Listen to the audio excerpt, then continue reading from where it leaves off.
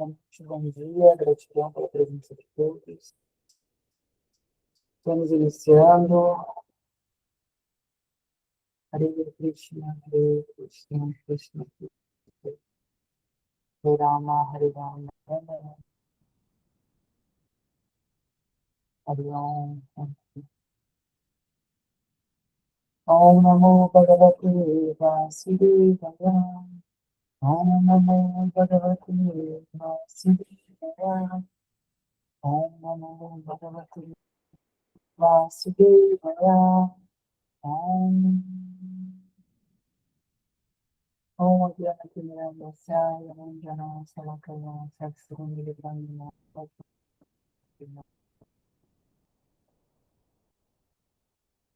Então, nós estamos no verso 37.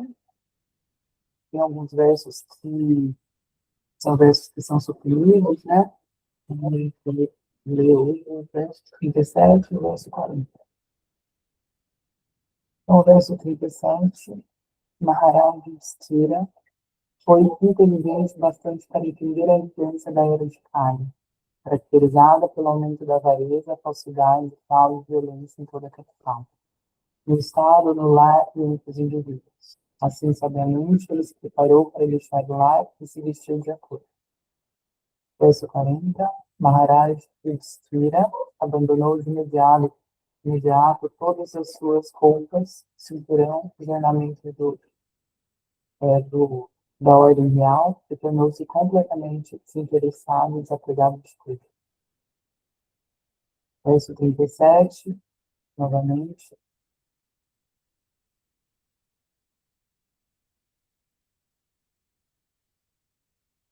Maharaj Yudhishthira foi inteligente bastante para entender a influência da era de Kali, caracterizada pelo aumento da avareza, falsidade, da árvore. Assim, sabiamente, ele se preparou para deixar o lar e se vestir de acordo. Verso 40, Maharaja Yudhishthira abandonou de imediato todas as suas roupas, cinturão e ornamentos da ordem real, e tornou-se completamente desinteressado e desapegado de tudo. Então, como já foi contextualizado muitas vezes, a era de Kali é a era que a gente está vivendo, né? E nessa época, se iniciou essa era.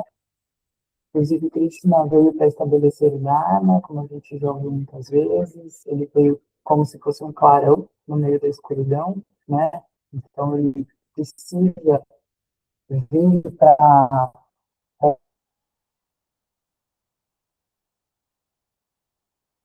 trazer essa bênção, né? Para mudar esse momento muito curto, muito negócio. Então, houve esse momento, né? Tão emblemático.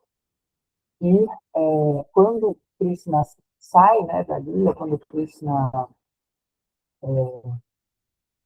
deixa o papel dele aqui, algumas coisas decaem, né? E é sentido, assim, é sentido pelas pessoas, né? E houve eles meio que mudaram de fase, assim. E o Yudhishthira é um sábio, né? Ele, além de um rei, ele é um sábio. Ele, a gente tem aquele termo aqui, Marajá, né? Marajá vem desse termo Maharaj. Maharaj quer dizer grande rei. Yudhishthira era um grande rei, emblemático da época, né, que venceu uma grande batalha e ele chegou no ápice do papel social, né, do protocolo social, que é o maior protocolo que um humano pode chegar como figura social, que é um rei. Só que ele sabia, ele era muito sábio, ele sabia que essa era de Kali era uma era muito envolvente, até para ele, né? Então, como rei, ele podia até cair num orgulho, né? Ele poderia até ele mesmo ter essa influência, né, sobre a mente dele.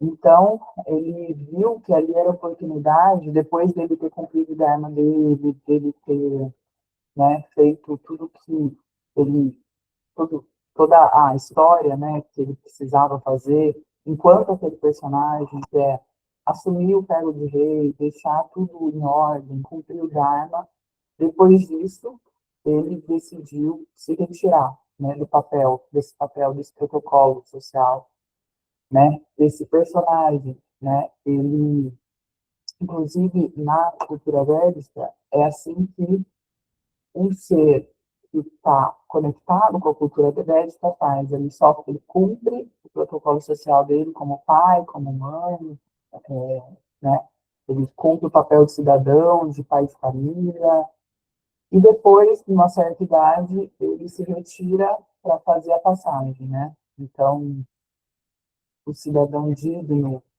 o cidadão que já está lúcido, que entende que esse corpo não é eterno, que nós somos almas eternas, ele cumpre o que ele tem para fazer e depois de determinada idade, ele se retira do papel social para só nutrir a alma espiritual, para fazer a passagem de forma lúcida, serena e poder finalmente se desconectar, né, do mundo material, sair de Maya, né? Então foi isso que ele fez. Ele não se ele não se absorveu, o personagem não engoliu ele, né? Ele que manteve a lucidez da alma durante todo o percurso.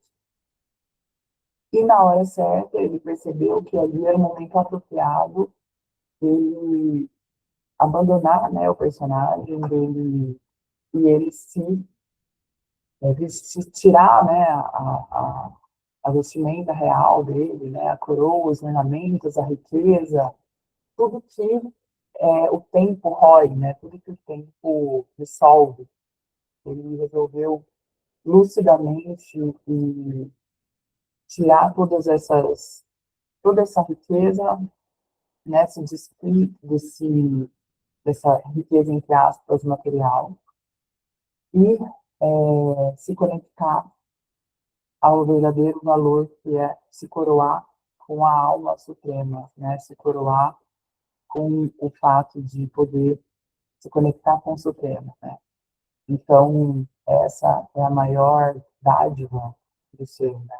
Onde ele pode, não precisa, não, onde ele não está tão apegado a ponto de não conseguir, não tem um termo, né, que falam que a gente tem que sair da casa antes dela pegar fogo. Então, na verdade, a gente tem que abandonar os nossos apegos, as nossas coisas materiais, no momento apropriado para antes que a casa pegue fogo, antes que você morra, né? Então, morra sem consciência, assim.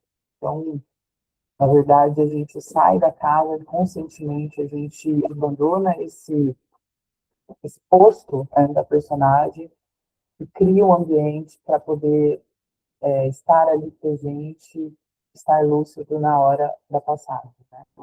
É muito importante para a gente conseguir se desconectar do mundo material e não ter que nascer. Porque, afinal de contas, quando a gente renasce, a gente esquece de tudo, de todos os nossos personagens. E a gente começa de novo, né? É como se a gente desse um reset, né? Então, o que a gente leva? A gente traz, de repente, a gente traz uma configuração kármica, né? Da qual 99% das pessoas não entendem por que está vivendo as coisas, né? Algumas pessoas têm o bom karma de achar um astrólogo que vai explicar o karma dela, que vai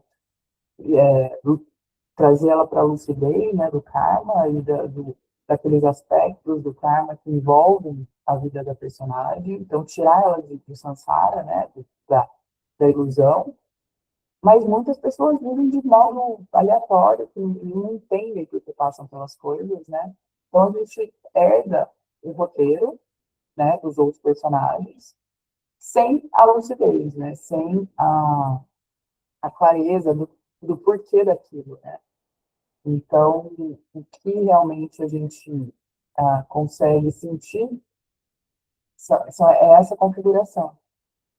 Então, para além dos protocolos sociais, para além das riquezas materiais, né, a gente tem que se conectar às riquezas da alma, se conectar às nossas atividades aqui como enquanto Dharma, né?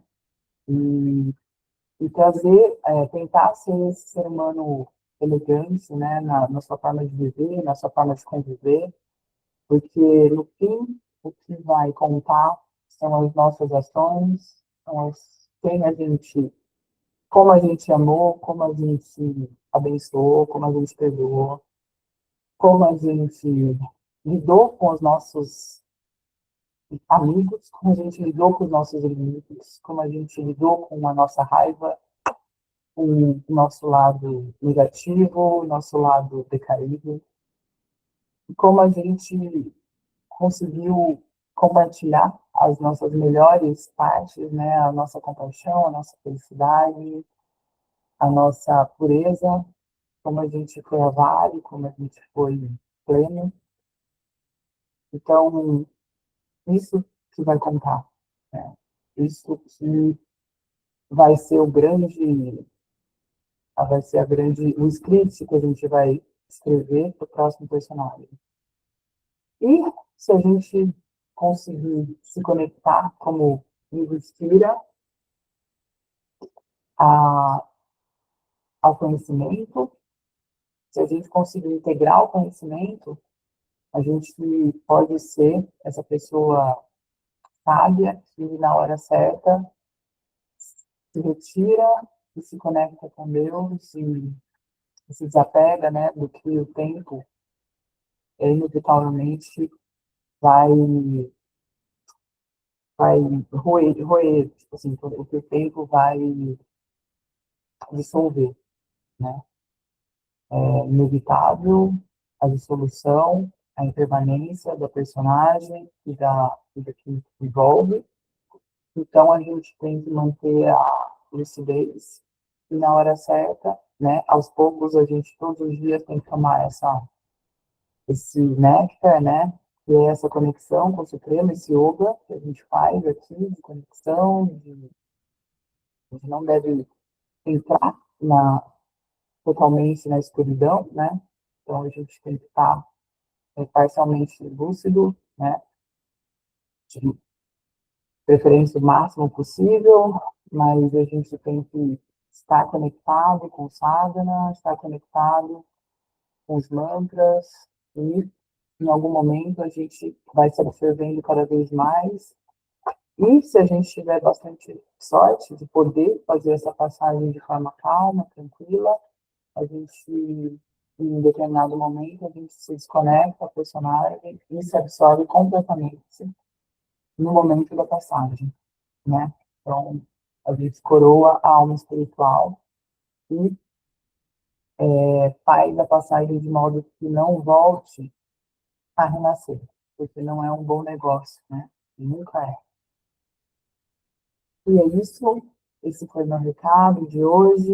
Eu espero que a gente tenha essa sabedoria, essa expertise de estar sempre aqui, se conectando com o conhecimento, trazendo luz para a nossa consciência e a gente ampliando o Anahata Chakra, esse chakra de amor, de acolhimento, de perdão, de felicidade, que a gente possa trazer, que ele seja cada vez mais generoso, para a gente se conectar com as almas espirituais, para a gente se conectar com o outro de forma amorosa, generosa e feliz. Namastê, Hare Krishna.